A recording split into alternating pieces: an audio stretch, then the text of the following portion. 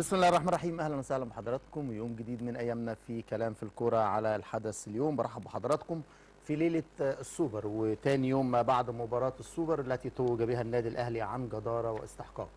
لعبت المباراه وفاز من يستحق.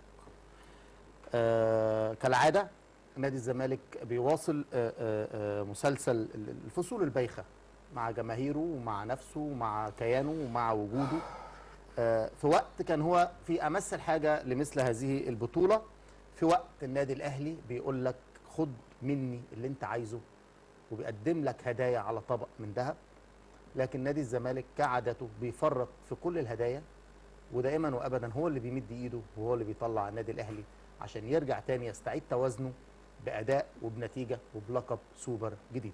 اسمحوا لي في البدايه وقبل كل شيء ارحب بضيوف حضراتكم النهارده في متابعه مباراه السوبر مع الزميلين العزيزين استاذ شريف اسلام. برحب بيك يا شيري، مشرفنا ومنورنا النهارده. كريم لك للزمالك ومنور معايا النهارده. ده منورك يا حبيبي، اشكرك. كابتن مصر وكابتن نادي الزمالك كابتن رامي سعد، برحب بيك، شرفني ومنورني دايما ودايما متالق وبستمتع بوجودك معايا دايما في كلام في الكوره. كابتن رامي حبيبي يا نجم مصر، طبعا بتشرف دايما بالتواجد معاك ومع شيريا اخويا وحبيبي وانت اخويا وحبيبي وهارد لك على الجيم النهارده.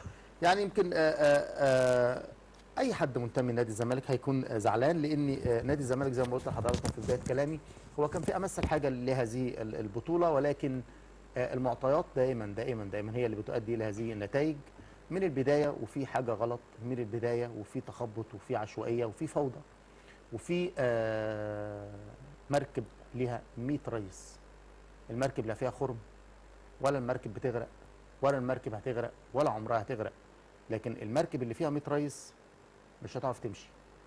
الامور في نادي الزمالك للاسف يعني بتدار بعشوائيه مفرطه.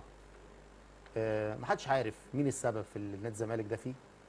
محدش بيدفع الثمن غير جماهير نادي الزمالك العظيمه الوفيه. محدش هيزعل ولا حد النهارده هينام وهو حزين، ومحدش اتنكد ومحدش ضغطه هيرتفع غير جماهير نادي الزمالك. في نفس الوقت بتلاقي ان ده بيرمي على ده وده بيرمي على ده وده بيتنصل المسؤوليه وده بيتنصل المسؤوليه، والضحيه دائما وابدا بتكون نادي الزمالك. مش شرط مباراه الاهلي ولا مباراه السوبر بس، كلنا اتفقنا بتجربه عبد الرؤوف.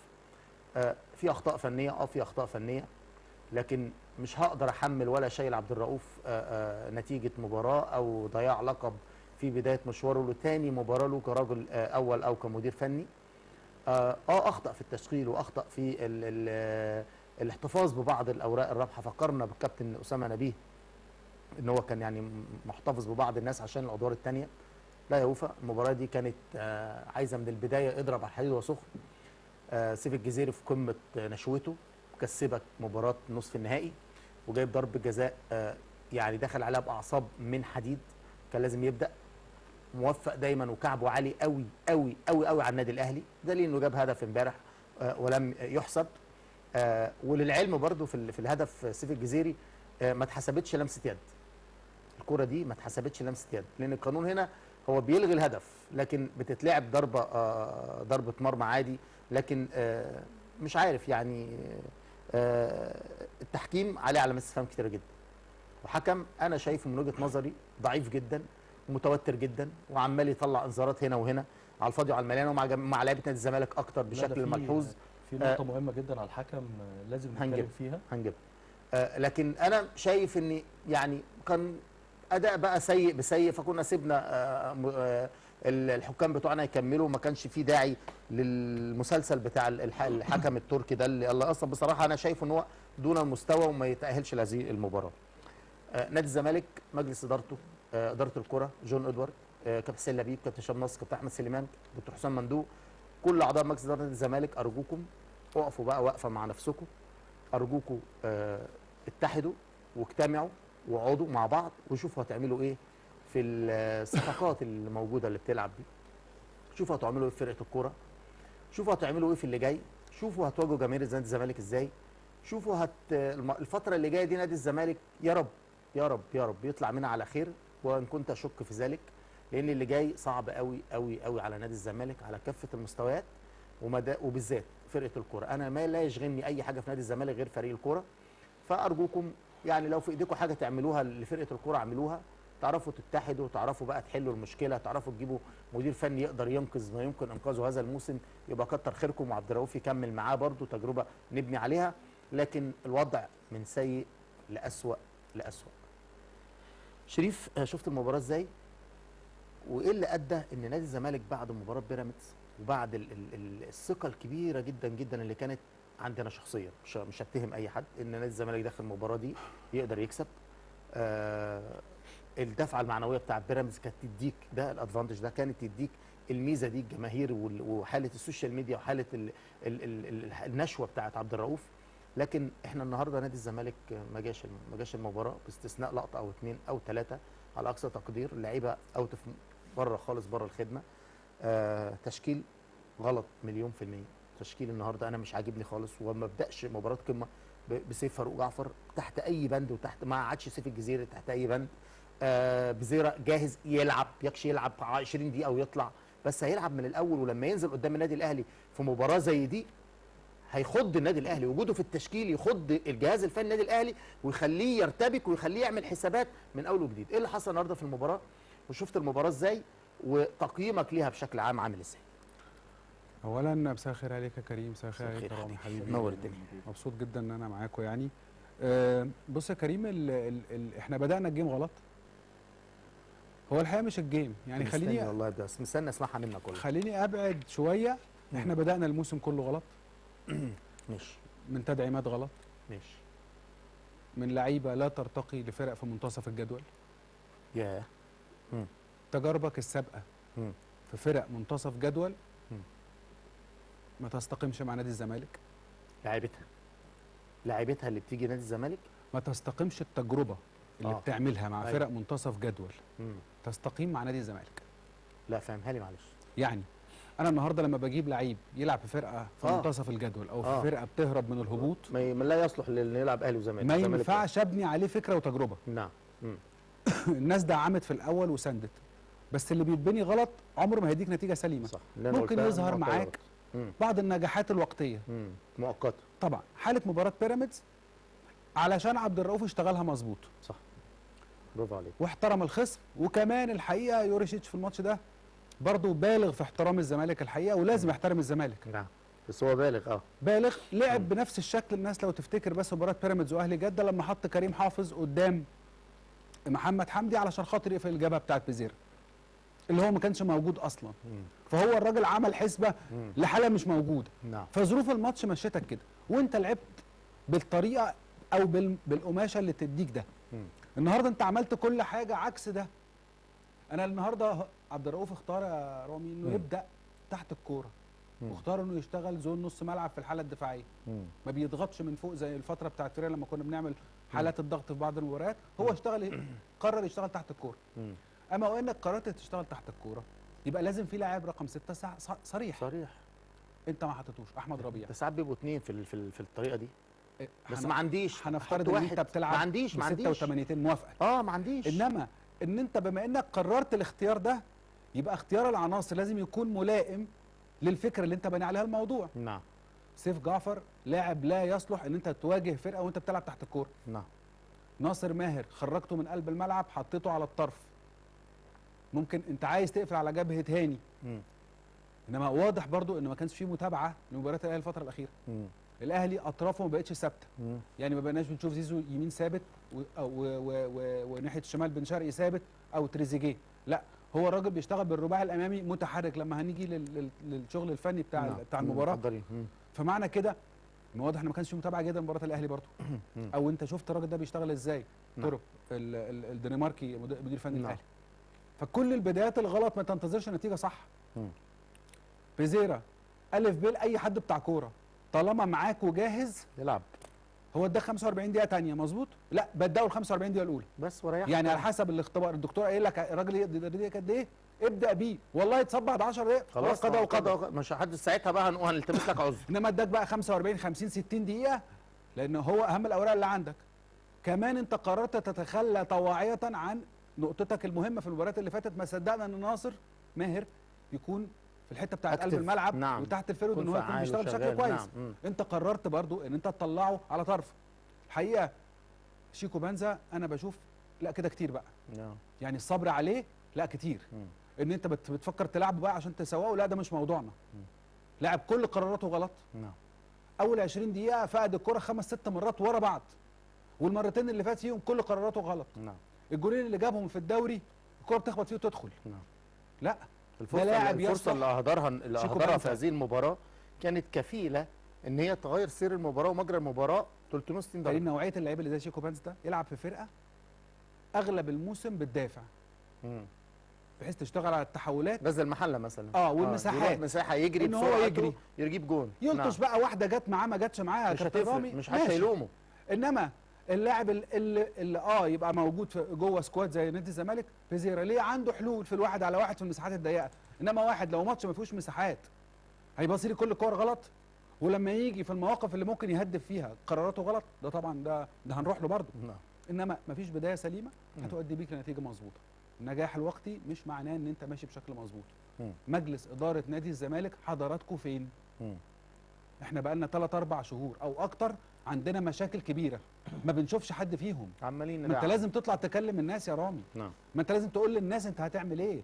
الناس اللي عماله تجري وراك في كل الملاعب وبتسافر وراك، الناس دي ليها حق على فكره. نعم. هو انت بتظهر بس لما تيجي وقت الانتخابات. الجمعيه العموميه بتعملها ايام تلاتات عشان ما حدش يجي لك. وحتى المجلس لما انت عملت جمعيه عموميه يوم تلات راحوا 4 تنفار من المجلس. هو الناس فين يا رامي؟ مش موجود. هم فين؟ انتوا بتدعموا بايه؟ بتساعدوا بايه؟ هو انت سبت الفرقه لمدير رياضي خلاص هو المسؤول وانت ما بتسالوش؟ ينفعش. الامور كلها محتاجه اعاده تقييم، لان الموسم لسه بدري، لان انت مش هتلعب غير ماتش واحد. نعم. وعندك ايقاف ليناير. هتلعب سموحه في نهايه نوفمبر، عندك ماتشين كونفدراليه، ماتش سموحه، بعد كده هتقف لغايه نهايه كاس الامم. نعم. 21 يناير. فانت عندك فرصه احسن من كده. مفيش. رامي شفت المباراه ازاي؟ ايه اللي خلى النادي الاهلي يكسب ويظهر بالاداء؟ لان الاداء بصراحه استحق بيه النادي الاهلي ان هو يحسم المباراه، وان كان برضو الاداء مش هو ده اداء النادي الاهلي المتعارف عليه، ولكن تجربه جديده ومدير فني جديد لما يلعب مباراه نهائي سوبر امام الزمالك ويقدر يحسمها بهدفين، يروح بفرصتين او بثلاثه يجيب منهم 2 ويحسمهم بمنتهى السهوله. لسه عندي كلام كتير جدا عن التحكيم وعن هدف بن شرقي وعن هدف الزمالك الملغي، لكن ايه اللي ادى ان الزمالك يظهر بهذا الشكل بهذا السوء في الاداء؟ وايه اللي ادى ان هزيمته؟ وايه اللي خلى النادي الاهلي النهارده يقدر ان هو يحسم المباراه ويفوز بلقب ليس بجديد عليه المره الخامسه على التوالي؟ الاهلي دائما بيبقى سوبر في مباريات السوبر. خلينا نبدا الاول نقول ان الزمالك كان في معظم المباراه جيد. الزمالك كان في معظم المباراه جيد. ممكن يبقى عنده اخفاقات. طريقه ممكن اللعب في الشوط الاول تقول لي اول 10 دقائق الاهلي كان مستحوذ على الكره بشكل 90%. خلاص بعد ال10 دقائق الاولانيه الزمالك بدا يتماسك. يمكن شريف قال نقطه مهمه جدا، ان شيكو بنزا فقد الكره اكتر من مره لانه ما عندوش السيطره على الكره بالشكل الكافي. يعني ما يقدرش يقف على الكره. انت كنت محتاج في اول 10 دقائق في مباراه الاهلي النهارده ان يبقى عندك لعيب واثنين وثلاثه زي عبد الله سعيد يقدروا يقفوا على الكوره بشكل كويس، زي ناصر ماهر لما كان بيستلم وينزل وبعدين يجري بالكوره مش لاقي حد. كان في تباعد بين الخطوط شويه في اول 10 دقائق. الفرقه بعد 10 دقائق اتحسن شكل الزمالك، بدليل ان احنا رحنا بكوره بناصر عمرو ناصر وكوره شيكو بنزا كانت عامله سد اوف سايد على فكره. ما انا عارف ان هي اوف سايد، ما انا عارف، ما هي اتحسبت اوف سايد. هو بس انا على الاقل هو عمرو ناصر. بس انا قصدي اقول لك ان انت لا انا قصدي اقول لك مش مهاجم نادي الزمالك. لا طبعا انا يمكن انا اتكلمت مع كريم في الموضوع ده قبل كده وقلت ان النهارده الكواليتي بتاع اللعيبه، انت النهارده بتجيب لعيب كان بيلعب معلش في مصر للسلوم مع احترامي للانديه طنطا فاركو، فمش مهاجم يخضك. يعني لو كان زي ما بقول كده في الخير ما كانش الاهلي سابه، فاهم؟ فقصدي اقول لك انا مش بتكلم دلوقتي على المهاجم بعينه، انا بتكلم على الحاله الفنيه للفرقه. بس انا الحاله الفنيه للفرقه يا رامي بالمناسبه يعني. طب خلينا اوصل انك مهاجم. لا خلينا عشان ما فوتهاش يعني نعملها ماشي. خلينا حلو هنستفيد والنقاش يبقى افضل. ظريفه جدا، وهي ان انت مش عايز تروح قوي نقطه المهاجم. لما سيف بقى موجود الشوط الثاني بقى عندك تواجد في نص ملعب الاهلي. ليه؟ لان هو قدر يحافظ لك على الكوره اطول وقت ممكن في استحواذك. خلي بالك بس انا انا عندي اختلاف اصلا ان عمرو يبقى موجود كمهاجم في نادي الزمالك. ايوه مش في ده مباراة دي من الأهلي. زمان مش من دلوقتي. لا هو انا أصلاً عارف هو معترض على الصفقه من يوم ما بدات. انا بصوا هم بيتفقوا معاه قال لي بلاش. خلاص كده. هو احمد شريف ده قال بلاش. قلت لهم الاثنين لا يصلحوا ان هم يرتدوا تيشيرت لعيبه نادي كبيره الزمالك. ولاعيبه مع محترمه وعلى كل راسنا، الاحترام ليهم لكن طبعاً. مش يا- كواليتي نادي يا الزمالك. كريم هو انا انا حصل. كده مش بغلط فيه. لا انت أنا بقول قلت أنت كده، ما- انا بقول اللي انت قلته ساعتها بالظبط معايا. كده. انا قلت كده. انا النهارده انا راجل، انا شغلتي التقييم الفني للعيبه، لان نعم. دي دراستي وشغلي. فالنهارده لما هقول لك لعيب ده كويس ان شاء الله هيبقى كويس بنسبه 100%. حصل. ليه؟ لان الحمد لله الواحد لعب برضه على مستوى وحته ان انا كنت بلعب مهاجم فعارف المهاجم. نعم. النهارده لما يبقى انت بتتكلم على نقطه سيف الدين الجزيري، سيف الدين الجزيري عنده مهمتين جامدين جدا. اول حاجه بيضغط على الخصم من قدام بشكل جيد. تاني حاجه بيتمركز بين الاثنين مدافعين بشكل جيد. تالت حاجه بيستلم تحت ضغط نموذج. تمام. صح. فانت يعني مفيش مقارنه بينه وبين فراوده الدوري المصري غير فاستون مايلي بس. بعد كده كله زي بعض. نعم. خلاص كده. فخلينا بس نبدا من الاول ان احنا الزمالك كان ماشي بشكل جيد بعد 10 دقائق من بدايه الماتش. عبد الرؤوف اخطا في الستارت بتاع المباراه بسيف وشيكو بانزا وعمرو ناصر. الثلاثه دول الحقيقه انا دايما من مدرسه والبوزيشن بتاع ناصر ماهر بالظبط. انا من مدرسه النهارده شريف ان انا انزل الشوط الاولاني اعمل نتيجه والشوط الثاني اقدر احافظ عليها، ولو قدرت ازود النتيجه ابقى زي الفل. نعم. لكن انا مش من مدرسه ان انا انزل الشوط الاول اجرب. اصل معنى النهارده ان سيف جعفر انت حاطه في حساباتك ان هو يبدا، معنى ان هو كويس خليه تغييره. عمرو ناصر ان هو كويس، طب ما تخليه تغييره. مش هو لعيب جامد بالنسبه لك؟ عشان كده بدات. مش هو لعيب جامد؟ ايوه بدات بيه مباراه الاهلي. اذا هو ممكن يبقى تغييره كويسه في الشوط الثاني والعب بالقوه الضربه بتاعتي. يا رامي ازاي انا شايف واحد ان انا من خلال الشغل بتاع الثلاث اربع ايام اللي فاتوا ان انا حاطه رقم واحد في مركزه يا كريم، ان انا اغيره بعد 45 دقيقه؟ ما انا هرجع اقول، ما انا بقول لك اهو. انا بص لا خليني اكمل لك بس نقطه ان الزمالك جاي وان الزمالك تماسك. لا انا مش منتظر ان الزمالك يتماسك. لا خليني بس اقول لك على حاجه. بس خلينا احنا نبقى منصفين. كواليتي لعيبه الاهلي اعلى من كواليتي لعيبه الزمالك بكتير. خلاص كده. كان في فرق عمله. الاهلي عنده مشاكل. كان في فرق عمله. كان في فرق عمله النهارده في ارض الملعب. انا مش مختلف معاك يا رامي. اقول طب رد عليا في النقطه، هسالك سؤال. طب هو انت مفيش فرق في الكواليتي بين لعيبتك ولعيبه بيراميدز؟ في فرق. عرفت توصل بس خلي بالك بقى، خلي بالك انت هنا عندك ميزه مش موجوده في ماتش الاهلي. حلو ده. خليني بس الفرق اللي بين الزمالك والبيراميدز فكرته عشان بس معلش احنا بنحجر عليه اللي عشان بين هي الخناقه جايه. لا الخناقه جايه. اتفضل يا كابتن رامي. خليني اقول لك الفرق اللي بين الاهلي واللي بين الزمالك وبيراميدز غير الفرق اللي بين الاهلي والزمالك. ازاي بقى؟ الزمالك وبيراميدز الفرق عامل الجمهور مع الزمالك يخلي اللعيبه تلعب بالروح القتاليه العاليه والاصرار على الفوز في مباراه بيراميدز. في مباراه الزمالك انت مباراه الزمالك والاهلي النهارده انت فرحت. الاهلي عنده جمهور زيك في الاستاد نفس الكفاءه، فانت عندك القوتين الضربتين للفرقه موجوده زي بعض متكافئه. فانت هيبقى الفروق اللعيبه اللي جوه الملعب هي اللي هتصنع الفارق. وده خلي بالك اللي احنا شفناه النهارده، الاثنين مدربين ما ظهروش بمظهر جيد. يعني لا عبد الرؤوف ولا تروب، الاثنين يعني ظهروا بمظهر ان هم عملوا شغل داخل الملعب. الاثنين ما ظهروش على فكره.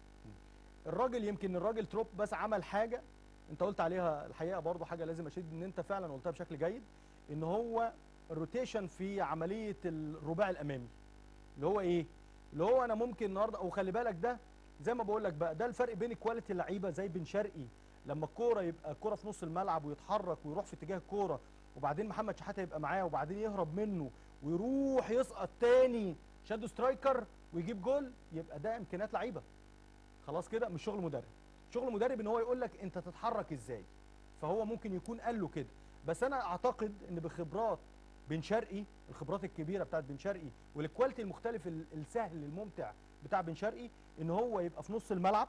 لو انت لاحظت الكره من الاول وهي ناحيه الرايت بتاعت النادي الاهلي ومحمد شحاته ضم، وفي كارثه بتحصل في عدم التمركز الجيد للمدافعين. الونشي كان بيلعب تحت فتوح على اللاين، ومحمد اسماعيل بيلعب مع جراديشار لوحده. فلما حصلت الكوره الراجل عمل ايه؟ سحب نفسه من نص الملعب بتدرج سرعه وراح سقط ورا محمد اسماعيل، وكان في الناحيه العكسيه تريزيجيه واخد عمر جابر على اللاين فعامل جاب بين الاثنين. فالمساحه الفاضيه مين اللي سقط فيها؟ بن شرقي. ده ذكاء لاعب. ده بقى الكواليتي. بس ده لا. كواليتي. خلينا اكمل الفكره معلش. لا طب خلينا هتخانق اكملها معاك. خلينا اكملها هتخانق بس معاك عشان والله. عشان اوصلها للناس. هتخانق لا معاك. عشان أنا قايل اوصلها لك يا للناس جاي أصبر عشان بس. اوصل الفكره لا للناس. هسمعك. هوصل بس الفكره ده برضه طب شغل استنى. مدرب. كواليتي اللاعب ان انا جات لي فرصه واحده في ال 18 جبتها جول. خلص. ما خليني اقول لك بقى، ما هو ده كواليتي لعيب، ما هو ده بقى الفرق ماشي. اللي بيصنعه دايما اللعيبه. النهارده انت بتتكلم على كواليتي لعيب عنده السهل الممتنع، وعنده ذكاء ملعب، وعنده رؤيه داخل الملعب. لما لقى في زحمه ناحيه الرايت عمل ايه؟ سحب نفسه تاني تدريج سرعه، تدرج السرعه. الكره لما راحت لزيزو كان هو بيجري اصلا قبل ما الكره تروح لزيزو. يعني هو عمل الفنت مع محمد شحاته، محمد شحاته اتاخر في ان هو يروح يكمل مع بن شرقي، ولو محمد شحاته راح كمل مع بن شرقي ما كانتش الكره جت جول. فالنهارده ده ذكاء لاعب يقدر يحل لك لغز. يبقى انت النهارده نادي الاهلي كسب بفرق الكواليتي بتاع لعيبه وذكاء لعيبه. فانت النهارده عندك لعيب بقيمه بن شرقي، راجل عمل تحرك بسيط خلاص كده، الف ب في كره القدم اللي هو تفريغ المساحات، وان هو يروح في المساحه الفاضيه ويسقط فيها، وزيزو يستلم الكره يلعبها له. ما عملش انجاز، بس الراجل عمل الصح اللي هو ايه؟ اللي هو اتحرك في المساحه الفاضيه اللي ما فيهاش حد. وتريزيجيه عمل ايه؟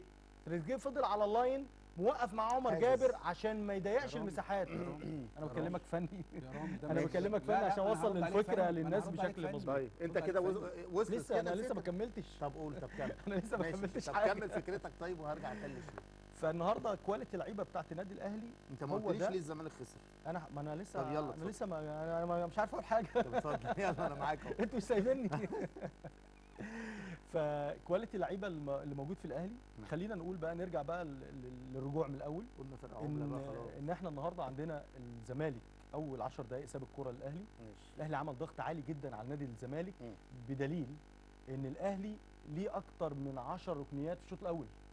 ليه؟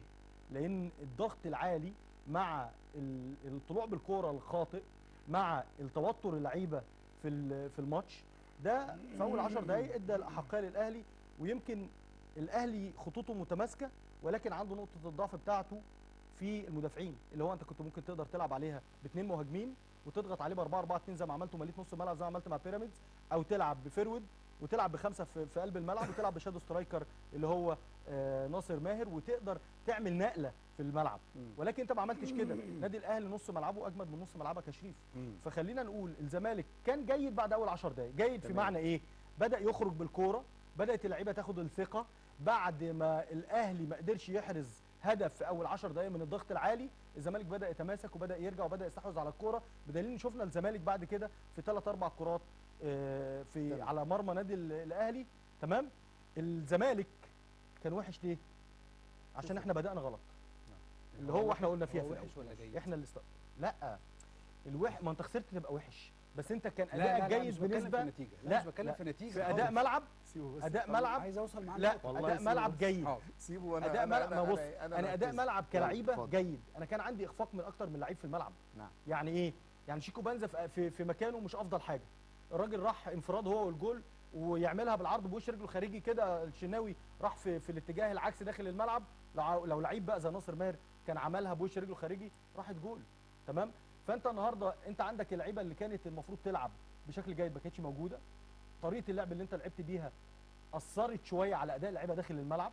خلاص كده. امتلاك نص الملعب للنادي الاهلي اداله الاحقيه، خلى لعيبه كتير. خلي بالك واحد من افضل اللعيبه اللي موجوده رغم ان هو كان سبب في الجول الاول، محمد شحاته افضل لعيب في الفرقتين. مجهود بدني عالي، عنده قطع اكتر من كوره في نص الملعب بشكل كبير. لعيب عنده امكانيات جيده.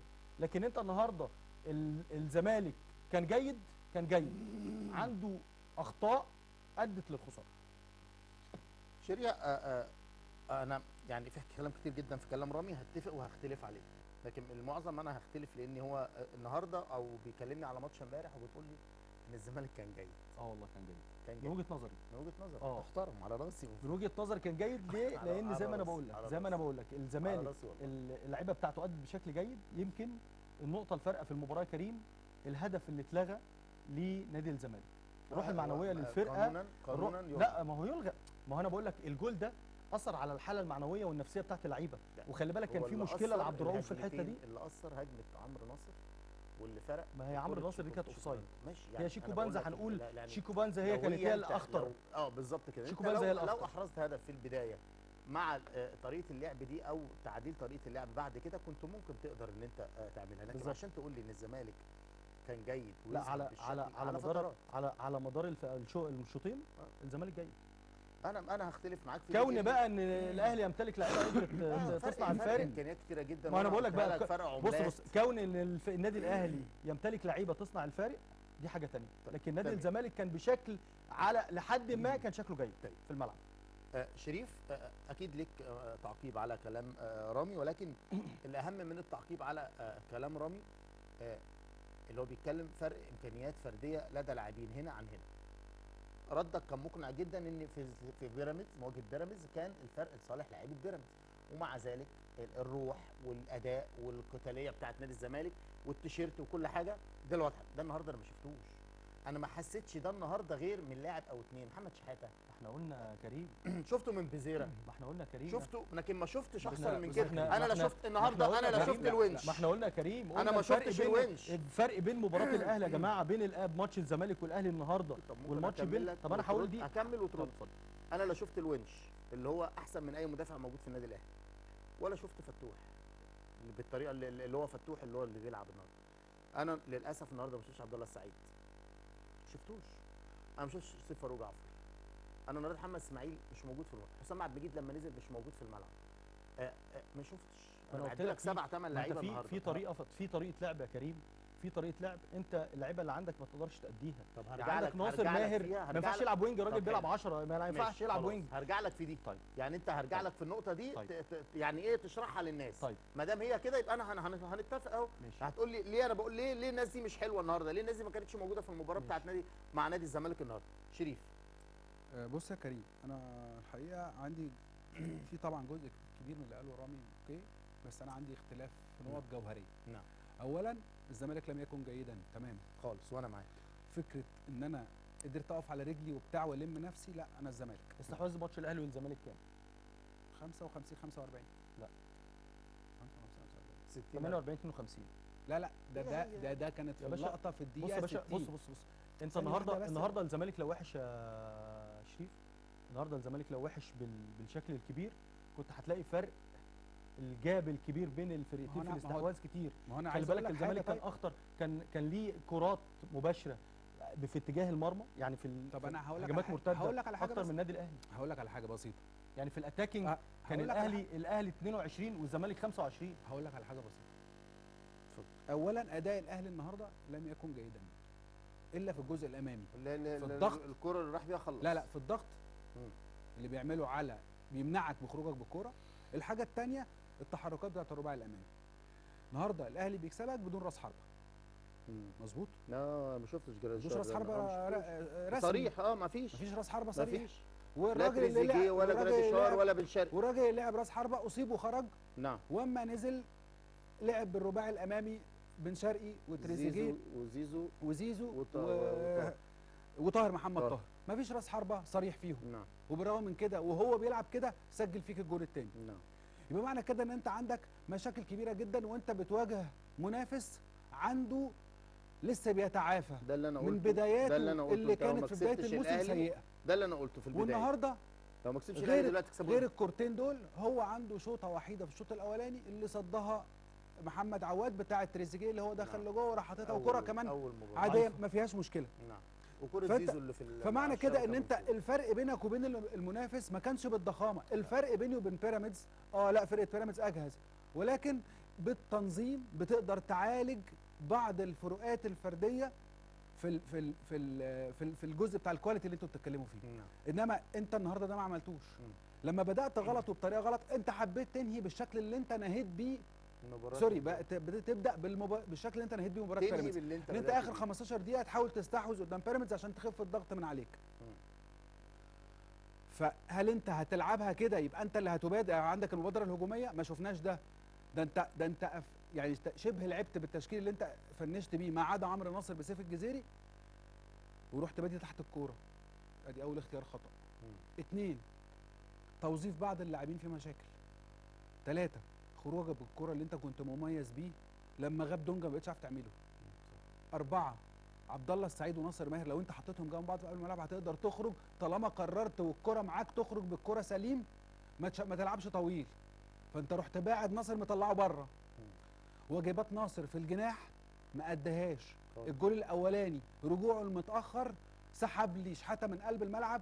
هي مش قصه فين هو الاربعه، ما هو طبيعي لما كان زيزو جه ناحيه اليمين مع هاني كان في الحاله دي اشرف لازم هيخش لجوه. بس دي لو دونجا موجود ما كانش بص اشرف بالاريحيه دي. بص انا لو دونجا موجود هكلمك في النقطه دي عشان النقطه دي مهمه جدا. نقطه ان الهروب بتاعه اشرف بن شرقي من محمد شحاته. محمد شحاته ما قدرش يقرا فكر بن شرقي. هي مش فكره فين انت بقى مش كمدير فكره فني؟ مش فكره خالص يا رامي. الف في يرجع يا رامي ده مع اللاعب اللي هو رامي يعني انا فاهم عليا ورايح الاربعه دول عليا بقالهم باربعه. 3 ماتشات يا كابتن رامي رامي. معلش انت مدير فني كبير. لا يا كابتن الاربعه رامي. اربعه طالعين عليا يا كابتن يا رامي. كريم. انا كلاعب خط وسط نادي الزمالك هسألك سؤال. طب في اللعبه دي من غير لا هسألك سؤال يا رامي. هو ما انا قلت لك في عنده خطا فيه، هو ما قدرش يقرا فكر. لا هسألك سؤال. ماشي صح. هسألك سؤال. طب في الحاله دي لو لعب طبيعي وما جاتش جول. احنا متفقين على الفكره دي، احنا مش لا مختلفين. لا هسأله سؤال. لو اللعب طبيعي اسم. وما جاتش جول وزيزو مع هاني ناحيه اليمين وتريزيجيه هناك، بن شرقي هيبقى فين؟ في النص. صح؟ ايوه طبعا. خلي بالك بس يبقى هي اللعبه دي هي ده التحرك الطبيعي للرباعي الامامي مع الراجل ده. لا بس هي لا فيها ذكاء من يا جماعه مش بتكلم في فكره الفنت اللي باعه. انا ايوه هو مش فنت بس، هو اتحرك وراح في وسرعات مختلفه وغير معدل سرعته. انا موافق. غير ان هو عدل بص يا شريف، النادي الاهلي حط الكره في زون الرايت. بقى له 4 ماتشات بيلعب كده. طب اسمع بس طيب ما خلينا لا بقى له 4 ماتشات بيلعب كده مش تركه. انا اسف. دي غلطه. طب ما ده غلط في جهاز الفني طبعا. خلينا طب ما ده عدم سريه جيده من الجهاز الفني للزمالك. اتفضل يا رامي اتفضل. ما انا عايز اقول بس الفكره عشان اقدر اوصلها كامله. خلاص خدها بقى. قول بقى فكرتك مباشره. ما تمهدلهاش عشان هي هتوه منك. لا مش هتوه. خش بقى خش انا مش هتوه، انتوا اللي بتقاطعوني فعشان كده احنا بنرجع لنفس الكلمه تاني. طب يلا معاك. يلا اهو الميكروفون معاك. النادي الاهلي حول الكوره من ناحيه الشمال لليمين. تمام خلاص كده ماشي. فبقى التوجيه بتاع اللعب كله ناحيه اليمين بتاعت النادي الاهلي. الكتله العدديه للاعبين الاثنين هنا. هو ما قراش. مين؟ هو محمد شحاته ما قراش ان الكوره ممكن تروح لزيزو، زيزو يعمل عرضيه. هي الكوره كانت لسه في رجل محمد هاني. يبقى معنى كده ان شحاته ما كانش كويس في اللقطه دي. ماشي في بس مش كل ماتش. هي مش فكره هو كان كويس او وحش. هو كان كويس. هو فكره ان انت لما ما قريتش، هو ما قراش فكر ان الراجل ان الكوره هتلعب من هاني لهنا. هو ما قراش دي. بس خلي بالك دي قرايه ملعب، ما هو ده ذكاء ملعب. هو في الحته دي اخفق. كان في بقى لازم يبقى في عامل تاني اللي هو ايه؟ مدير الفني من بره لما بيبقى واقف على اللاين بيبقى شايف المربع بتاع الكوره مع الحته البعيده. نعم. فوجه لعيبتي بيبقى شايف الصوره. اوجه لعيبتي. فهو المفروض بقى والكوره هنا وهو شاف ان بن شرقي بيتحرك كان ينادي لمحمد شحاته خد بالك ان بن شرقي بيتحرك في العمق. كان المفروض ان هو يركز في دي. فعبد الرؤوف ما قالش، ومحمد شحاته اتاخر في القرار. ما الثاني سبقه في الفكر وخده في السرعه والتدريب. ده اللي بقوله يا كابتن. طب ما هو ده اللي احنا بنقوله يا حبيبي. لا لو انا النهارده الاهلي بيلعب الشغل ده بقاله 3 مباريات بيجمع اللعب في اتجاه وبيزود عدد واحد كمان فيهم في الجنب اللي بيشتغل عليه سواء مروان او ديانج مع الوينج مع باك الطرف اللي بيتقدم مع الفرود اللي بيسقط فبيعمل مربع مظبوط. تمام. وتريزيجيه فاتح الملعب الناحيه الثانيه عشان حاله التغيير انت بتقول عليها. يبقى انا عندي كمان سيف ما رجعش عشان يقفل المساحه. سيف وعبد الله ما رجعوش. انا بقول لك سيف ما رجعش عشان المساحه. شحاته خرج نفسه بره اللعبه وراح في اتجاه اللعب، ما راحش على المان بتاعه. انت عندك نقطه ثانيه. طيب. اخطر نقطه. يبقى معنى كده ده تدريب مش بس. اخطر نقطه في الموضوع يا شريف، اخطر نقطه، اهم حاجه في عمق الملعب ايه؟ مش فاهم سؤالك. يعني اهم نقطه، اخطر نقطه في عمق الملعب ايه؟ تمركزك. 18 طبعا. الجول. امال انا بلعب ليه؟ الجول. صح كده؟ طب الكره على اللاين، السردباك بتاعك اللي المفروض بيلعب ناحيه الشمال ليه ساقط على اللاين جنب الراجل فتوح؟ لان هو راح جري برضه رزاده. ده اللي بكلمك فيه ان الراجل بتاع الاهلي ده شغل ما يروح. يبقى ده شغل، ده تدريب. ايوه ما انا بقول لك بقى لا ده مش تدريب، ده لعيب منتخب مصر. تدريب ايه يا عم شريف؟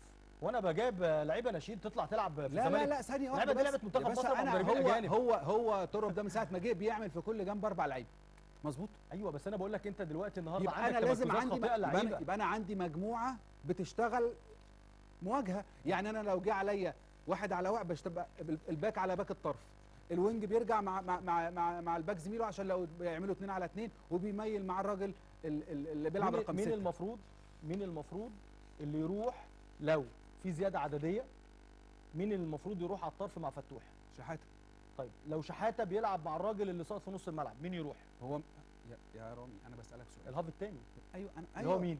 سيف او عبد الله. عبد الله السعيد، لان هو عبد الله كان بيلعب اللي ناحية بيلعب الشمال. ناحيه انا فعبد الله واقف واقف على الدايره النهارده ما في نص كانش- الملعب. ايوه يا حبيبي انا طب بقول لك هل دي يبقى ده معلش، طب تدريب ممكن يا سؤال رامي. ممكن لعيبه سؤال منتخب مصر ما ممكن- ينفعش لا، تلعب ده تدريب. تدريب كابتن ليه؟ رامي، لان ممكن انت سؤال- بتعمل ممكن تريكه. سؤال يا شريف، ممكن سؤال. طيب تمركزات في كده الملعب يا في شريف كده احنا للعيبه كلنا بتلعب لعيبه بروفيشنال، احنا نفسنا مش تدريب. طيب ده لعيب اصلا المفروض متمرن على الحاجات دي بقاله سنين. تمام ماشي. المفروض ان هو ماشي. يبقى عارف انت عايز واجبات تتكلم واجبات مركزه. كابتن رامي خلاص. كابتن رامي انت عايز تتكلم في حته ان في فروق فرديه بين لاعب طبعا. لاعب بتصنع طبعا. الفرق، طبعا. ودي في مباريات القمه وهو انا ده- مسلم هو ده اللي بيها حصل النهارده. تماما هو ده اللي تماما حصل النهارده. تماما ده اللي انا حصل. دلوقتي امام مشكله وامام معضله كبيره. انا خلاص مش هنبكي على اللبن المسكوب ومش هنقعد مش فروق فرديه بس.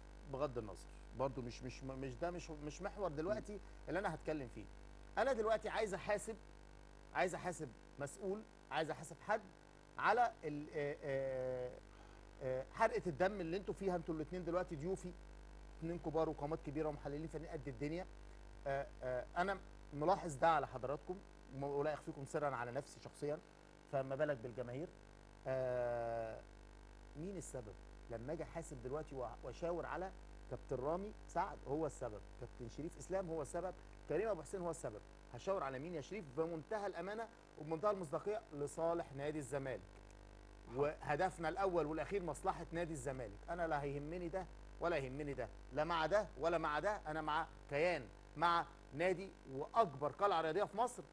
يا جماعه عماله ترجع لورا، العربيه بترجع للخلف، يا جماعه السياره بترجع للخلف، يا جماعه لازم نبقى عارفين بقى. احنا دلوقتي لما اطلع اقول دلوقتي مستر جون ادوارد المدير الرياضي هو المسؤول، كابتن احمد عبد الرؤوف هو المسؤول، كواليتي لعيبه غير مؤهل، كابتن حسين لبيب هو المسؤول، كابتن هشام نصر هو المسؤول، كابتن احمد سليمان هو المسؤول، كابتن ممدوح حسين مش فضيل النادي هو المسؤول. اقدر اقول مين المسؤول، مين اللي يتحمل حرقه الدم والضغط والعصبيه والنرفزه. وبصوا كل العبر قولها اللي عند جماهير نادي الزمالك ما بعد هذه المباراه. احاسب مين؟ هتسمح لي ب3 دقايق؟ اتفضل براحتك بقى خالص. انت بعد كده اتكلم، انا اللي هقاطع ولا رامي هيقاطع، ورامي هيتكلم لا انا هقاطع ولا انت هتقاطع، لا، عشان لا، ما نقدر أقصدش، نوصل. ما أقصدش. على أصل فكره الناس كلها مبسوطه من الحوار، والناس في الكنترول مبسوطين جدا. هم بيحبوا الخناق. لا هم شايفين ان بنطلع في الاخر بنتيجه وبنتفق، فده كويس جدا. انا فما صعودش شمتان فينا. النقطه بتاعت الفروق الفرديه. الفروق الفرديه تعمل لي مثلا في حاله جوه الملعب في الواحد على واحد اعرف احل، مثلا في تحرك لاعب ذكي زي ما انت اتكلمت في اشرف، موافقك.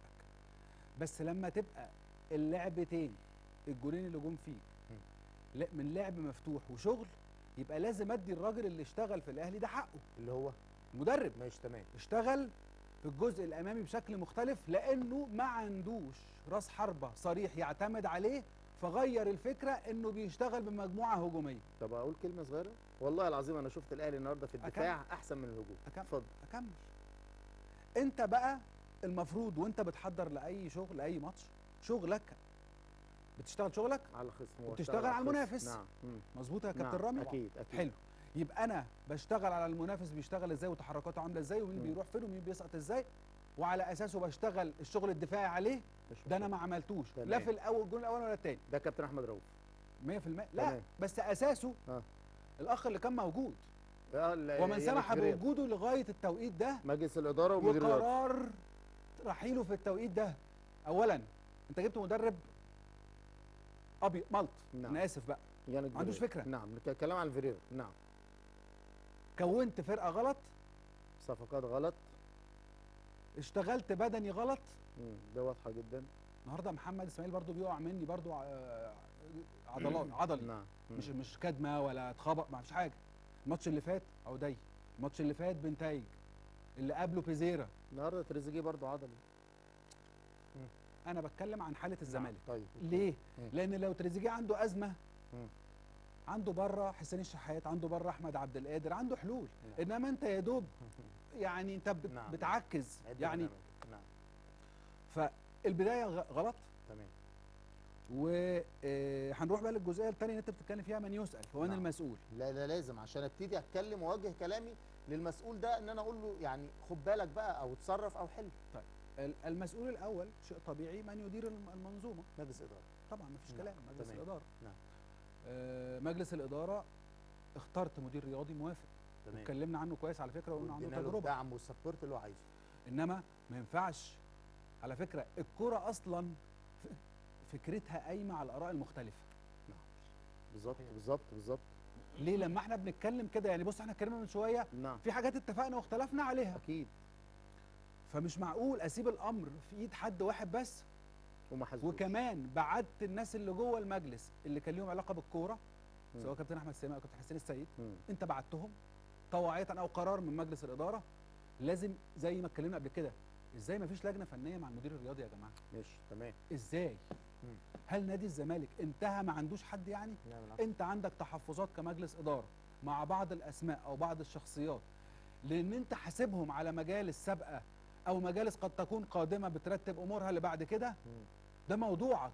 انما في ناس بره الحسبه دي، وفي اسامي جوه نادي الزمالك تستحق تبقى موجوده تشور على هذا الرجل. مش معقول اجيب مدرب بدون ما عندوش سي في. نعم. صح؟ طبعا. بدأني غلط يعني ما زال الزمالك بيدفع ثمن التعاقد مع يانج فيريرا. يا كريم. لو الرصه بتاعت الاستوديو دي معموله غلط، احنا هنعرف نيجي نقعد لا. وشكلنا هيبان قدام الناس اصلا، ولا لا. هتلاقي في واحد فينا ملوح وواحد نعم. مش باين، صح؟ نعم. صح طبعا. يبقى وانت بترتب لشيء بدايته هي اللي تؤديك للنهايه اللي انت منتظرها، اكيد. او على الاقل لو ما نجحتش يبقى عملت اللي عليك، اجتهدت، اصبت او لم محدش تصب، هيلومك. ده شيء بقى بتاع ربنا. انما بقول لك اساس الكوره الاراء المتنوعه. انت سايب الموضوع مع شخص واحد بيدير الملف منفردا تماما، بعدت كل ولاد النادي، بعدت الفرقه عن النادي وبتمرنها بره، وبتدعي ان انت عندك ازمه ماليه. بس خلي بالك، دي نقطه مهمه جدا. انا عايز اقول لك على حاجه، في ظل الظروف اللي بيمر بيها الزمالك الصعبه دي، لو كان الزمالك بيتمرن في الزمالك في النادي كان هيقابله مشاكل كبيره جدا جوه النادي، وخاصه ان الصحفيين في مصر معظمهم اعضاء في نادي الزمالك. خلاص كده، ده كان هيخلق لك مشاكل كتير جدا. يعني لو انا وانت بنهزر وخبطتك هيقول لك ده ضرب بعض، هيعملوه ده مش عارف مين، لو واحد رد على المدرب يقول لك ده بص ده اتخانق مع المدرب، فكان هيفتعلوا ازمات كبيره جدا. وده كان على فكره كان من الاراء الصائبه. خلي بالك انا ضد جون ادوارد عشان تبقى انت فاهم. نعم دي حقيقه. خلي بالك انا ضده. طيب انا بقولها لك صراحه كمل يعني. كمل يا شريف. انا بص، كمل. مش قصه، انا مش دي فكرتي، مش مع انا فكرتي الموضوع والنادي والناس اللي المنظومه اللي شغاله. انا عادي. ما خلي بالك احنا ناس ضد كتير يا جماعه احنا ضد بتسافر عشان خاطر نادي وتصرف. الزمالك. ايوه مش ضد لا عشان مش شخصي، لا انا انا فاهم. ما اعرفوش اصلا. فاهم. مش أيوة، بدون لا، اي دي معرفه لا سابقة. يا حبيبي فاهمك، وانا عشان كده بقول لك هو الموضوع مش القصه مين. نعم. ايوه. انما انت فقدت اللعيبه كمان يا رامي احساس النادي. انت عندك القدره ان انت تقفل، معلش. في النهارده فترات بزيرة سابقة، اللعيب الوحيد اللي بيبكي بعد في المباراه. فترات سابقه انت عارف النادي عندنا مدخل الملعب عندك قواطيع كده ببوابات، اقفل يا باشا وقت التمرين. مش هتعرف. ثواني بيطلع فوق في المبنى الاجتماعي يا باشا، مين اللي بيدخلهم؟ لا الناس موجوده طب كده أقول لك كده، بقى دي ملهاش علاج يا شريف. لا شريف، خلينا طب هقول لك على حاجه، بس يا شريف طب ده- اقول لك على حاجه حلوه، طب في اقوى من هقول لك على حاجه حلوه في اقوى من وقت المستشفى مرتضى يا منصور. استاذي كانت الفاضل، الناس بتصور. يا استاذي الفاضل، يا استاذي الفاضل، فاكر يوم ما دخلوا ووقعوا صوره زيزو القصه الصغيره بتاعت لا ده في الملعب الملعب الناشئين. معاك ده في الملعب الناشئين الكلام ده. معاك. كمل طب فكرتك أقول والله. حاجة. كمل والله اهو انا معاك. ناس من جوه النادي دخلوا الشخص ده يصور، وهم اللي سربوا الفيديو. ايوه حصل. يبقى ما تقوليش إنه ما ان انا تقدرش مش تسيطر. هعرف اقفل. ماشي. انا لما احب اقفل هقفل، ولما ماشي. احب افتح افتح. طيب ولو برضه انا مش صحفي ده عايز السبب. افتعل عليك موضوع هكتبه. فبقول لك سيد الفاضل انا بتكلم بغض النظر عن طيب. النقطه دي، عشان النقطه دي ما تشغلنيش. ما علينا. في أي لا حاجة. بس هي مهمه، خلي بالك والله ما تشغلني. والله مهمه، ماشي خلاص. ومهمه في الحمل التدريبي. ماشي خلاص تمام. ماشي ورامي فاهم الملاعب لو جوده، يعني لو في حاجه في الملعب بتبقى عندك تمام. بس ماشي. خلي بالك انت دلوقتي- جوده ملعب الكليه الحربيه احسن من جوده ملعب الزمالك. طبيعي. انا بكلمك يا رامي على احساس لا المكان يا خلينا رامي، ده مهم. يعني بص رامي انا مش هي فرقه ما عنديش جمهور. خلي بالك كل الانديه في اوروبا حتى سيبك من مصر، يعني انت مثلا عندك بيراميدز ما عندوش نادي. طيب بيتمرن في الدفاع الجوي. مع لأنه ما عندوش طيب بقى جمهور. استسمحكم انا النقطه دي مش ممثله لاي واحد من جماهير بالظبط. نادي الزمالك اي أي خلاف، أهمية. لا بسلب ولا بايجاب. فانا عشان كده انا طب مش بقول لك هضيع وقت فيه خلاص عشان انا ما هجيلك عنديش وقت. سريعا. يلا سريعا. بس انا دلوقتي عايز مش أنت دلوقتي عندك اقول لجماهير نادي الزمالك اللي قاعده تسمع حضراتكم يا فندم المشكله عند 1 2 3. اتفضل. بص يا كريم، الموضوع ببساطه شديده، نعم المسؤول الاول هو من يدير، نعم هو مجلس الاداره. ادي طبعاً. 1 2 المدير الرياضي، ما اتنين. ينفعش تشتغل لوحدك. ادي 2 3 اداره الفرقه نفسها فيها مشكله، فنيا طبعا. فني كابتن احمد عبد الرؤوف. والجزء الاداري نعم. برضه محتاج بعض التظبيط. ماشي. في بعض المشاكل احنا بنعرفها من جوه الكواليس كابتن محتاجه عبد الرؤوف. تظبيط. ماشي تمام. انت عندك فرصه بقى، عندك شهر وشويه، مم. وبعدين ما حدش يكلمني تاني يا جماعه في موضوع الفلوس. نعم. ليه؟ انت بقول لك مثلا في التمرين انت بتصرف مليون جنيه في الشهر، ماشي. لعيبه اجانب، جبت ناس بارقام على فكره، نعم. ما دفعتش نص فلوسها او 70% ما دفعتش، هتدفع. بس ما انا هدفعها. نعم. يا اما هاخدها في وشي تاني قضيه. والكلام اللي كان بيتقال اول ما اللعيبه جت ان اللعيبه دي جايه بملاليم. صح صح صح. اتفاجئنا احنا بالارقام. ماشي. ثلاثة. الارقام الكبيره. 3. نعم. لا لازم حد مجلس يطلع يتكلم مع الناس ايه نوعيه برافو عليك. دي الدور، بقى ده كلام الدور جميل. الحقيقي نعم. للمدير الرياضي. ليه؟ صح. لما جينا نقول يانيك فيريرا عنده مشاكل يا اخوانا، يا اهل الله يا جماعه اهل الله اللي هنا. ايوه صح. لا هي مش اوضه ضلمه، نعم. انت بتشتغل حاجه للعام، للراي العام. مم. من حقك تحتفظ باسرار، ولكن اسرار تخص العمل. مم. انما الاتفاقات العامه لازم تبقى معروفه، عشان اجي اما اسال انا دلوقتي مش عارف اسال مين. ما عندي شفافيه واطلع اعرفها أنا- منك. انت تقدر دلوقتي تحدد تسال مين؟ ما هو ده اللي انا مقدرش. بساله، هو ده السؤال. هو مين كابتن رومي. مين اللي هتساله اصلا؟ هو في حد مسؤول بالظبط. موجود تساله؟ كابتن رومي، نادي الزمالك محتاج ايه الفتره الجايه عشان يرجع فنيا على مستوى اللاعبين، خططيا كمان، طريقه اللعب اللي يبتدي يلعب بيها، لان انت الله يكون في عون عبد الرؤوف، جاي شايل تراكمات كبيره جدا، وراجل بيلعب بطريقه لعب مختلفه تماما تماما تماما تماما عن طريقه لعب عبد الرؤوف. جه هد المعبد من يعني جاب عليه سافله عشان يبدا تاني مباراه بيبدا بطريقه ثانيه وبطريقه جديده. مشيت المباراه بيراميدز، لكن ما مشيتش المباراه تاني. ايه اللي نادي الزمالك محتاجه الفتره الجايه على كافه المستويات عشان اقدر اقول لنادي الزمالك واقول لجماهير الزمالك تعالى تسمعني دلوقتي، نادي الزمالك يرجع اذا تحقق 1 2 3 4. اول حاجه الوقت مجلس كله معاك ومحدش والله العظيم هيقطعك. اول حاجه مجلس الاداره ده يمشي. احلى حاجه فيك لما حد بيقطعك بتضحك. اتفضل يا كابتن رامي. اول حاجه مجلس الاداره ده يمشي، والله بكلمك بجد. اتفضل كده. ويجيبوا حد راجل كان لاعب كره سابق من نادي الزمالك، يمسك لجنه اللجنه اللي تمسك بعد المجلس ده. المدير الرياضي للنادي لحد كده احنا متشكرين، والله بكلمك بجد. والله معاك انا. ليه بقى؟ لان النهارده شريف، رايك كنت حر فيه. انت رحت عملت حاجه قاتله. النهارده انا جايب شريف عشان يبقى مدير تعاقدات. انا جايب شريف يبقى مدير تعاقدات، خلاص كده. قعدت معايا، ضحكتك دخلت دماغي صفر. ضحكه صفر، ده عارفها دي. عارفها الضحكه دي. دخلت يبص لي من تحت لتحت. جبتك دخلت دماغي، خليتك مدير رياضي، اتفضل يا فندم. وانت مش عارف اصلا يعني ايه مقومات مدير رياضي. انت كده مشيت خلاص مجلس كده. الاداره، مشيت مدير رياضي.